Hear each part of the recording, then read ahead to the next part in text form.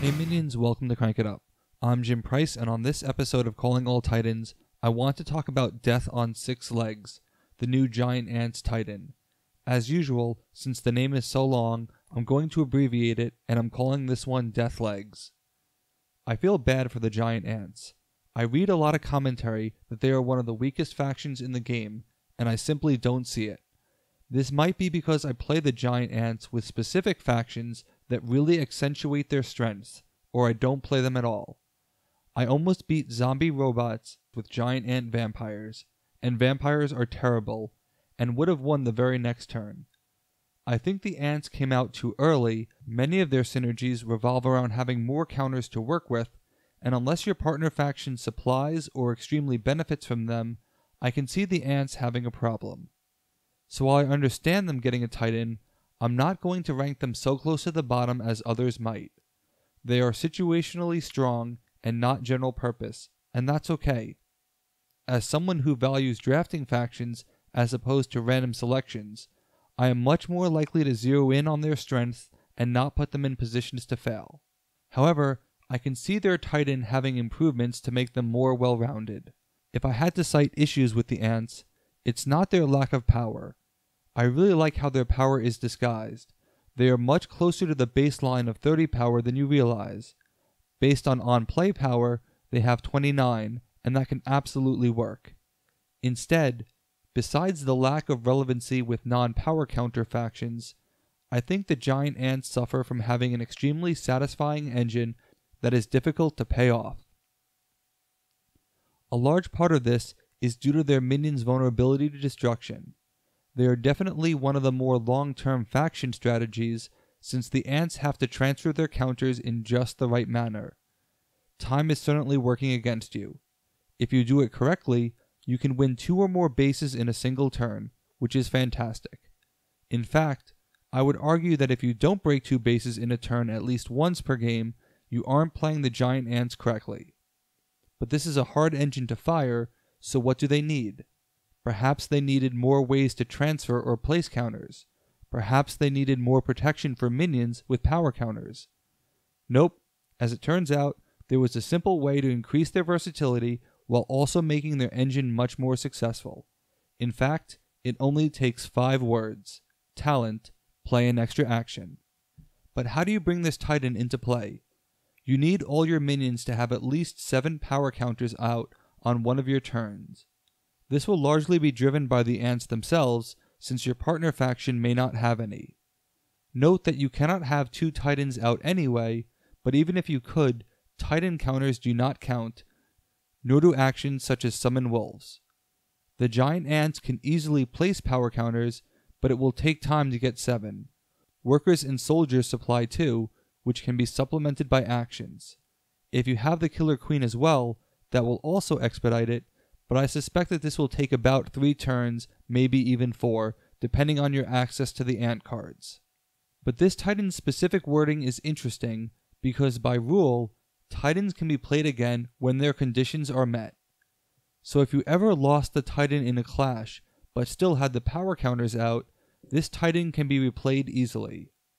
In fact, if you could instigate the Clash of Titans intentionally, you could use the talent before the clash, and then use the talent again.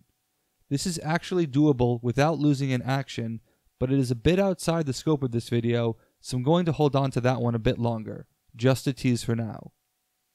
Anyway, that's how you bring out Death Legs. The next part of its ability is the ongoing ability. When a minion goes to the discard pile, transfer one of its power counters to this Titan. You can ignore this ability entirely, because if everything goes according to plan, you'll never need it. But the ability is still there, and it might be relevant, so notice the interesting wording. The power counters are transferred from minions rather than having new counters placed, and I suspect that there are 2 reasons for that. First, if a minion had no power counters, which would be most minions, you wouldn't get the power. For the second reason, note that the counters can come from any minion, not just your own. Since transferring away power counters does count as affecting a minion, certain minions would be immune. But it's amazing how 5 simple words can make such a difference for the faction, and it's really all they need, an extra action. Despite all the mentions of power counter partner factions, my actual favorite pairing with the giant ant doesn't use them at all. Pirates. I love this combination since before Titans were even a thing, and that combination just got more powerful than ever, enough so that I'm ready to declare it one of the all-time great combinations of Smash Up. You need 7 counters to bring out Deathlegs. Let's actually make that be 8 counters, which shouldn't be that much more difficult since most minions and actions bring out more than one.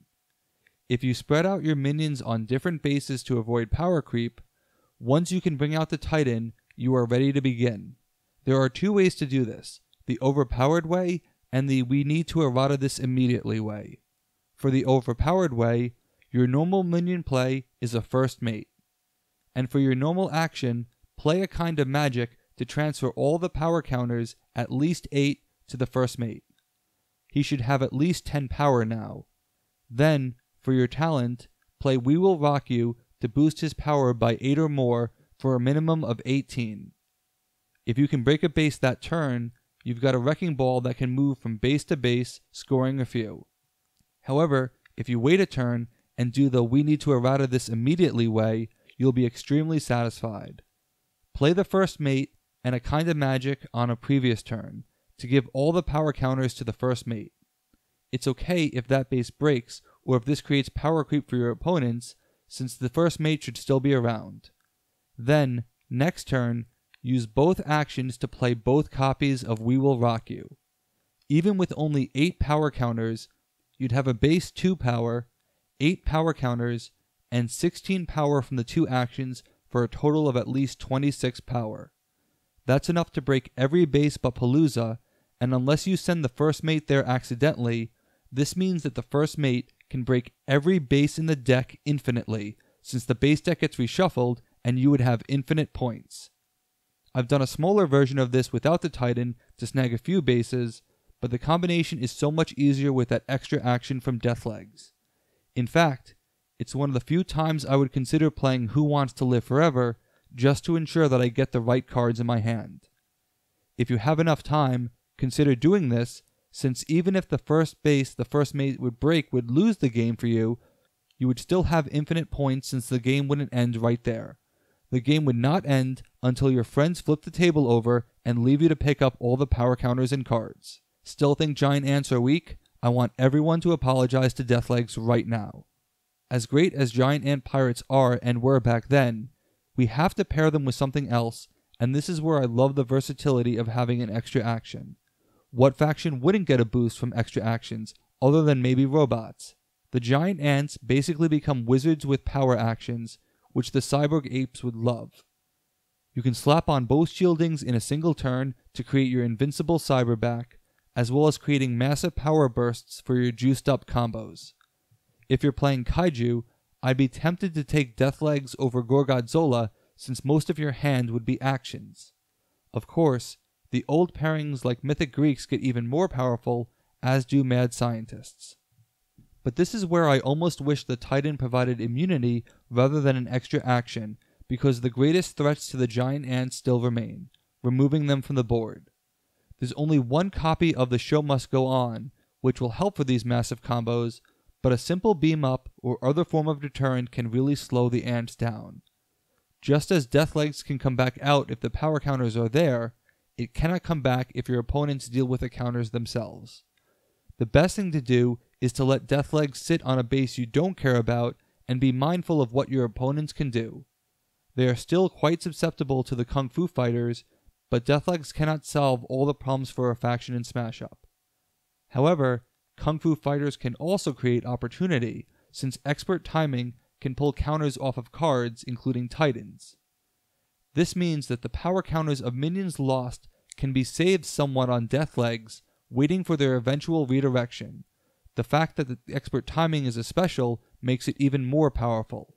Now that you see how useful Deathlegs can be, I want to go back and revisit the ongoing ability to make one dissenting point about this Titan. In order to achieve maximum efficiency for Deathleg retrieval, you want your power counters spread out among several minions on a base, not all on one, since you only get one power counter per minion. And I feel this is actually contrary to what the ants want to do, because several of their actions incentivize you to do the opposite. Both of their specials want the power counters on a single source, and a kind of magic facilitates that. Before their Titan, this was the Ant's big play, so that's why I suggest to ignore the ongoing ability and not be distracted by it, because the true power of Deathlegs lies in an extra action. If an extra action was all it took to turn the giant ants into a powerhouse, were they really one of the worst factions in the game? I would argue no, but I won't complain about having the Titan. Yes, Time Box can also give you an extra action, but the giant ant actions are far better, and I think Deathlegs is easier to bring out and means more to the faction overall. It is definitely easier to retain than the Time Box. Overall, I really like this Titan, and with a little luck, you could have some amazing plays. Pair them with a card draw faction to ensure that you get the combos you want. There's also a Titan trade strategy here, but I'll address that in a future Calling All Titans video. What do you think about the giant ants in this Titan? Let me know in the comments. I fully expect and understand many people to dissent on their previous strength, and I'm okay with the giant ants being a boom or bust strategy. Just as you wouldn't take your cleanup hitter and make them a reliever, don't put the ants in a pairing that doesn't work for them. Use what they do well. That's it for this week. Thanks for watching. Be sure to like and subscribe. Let's shut it down.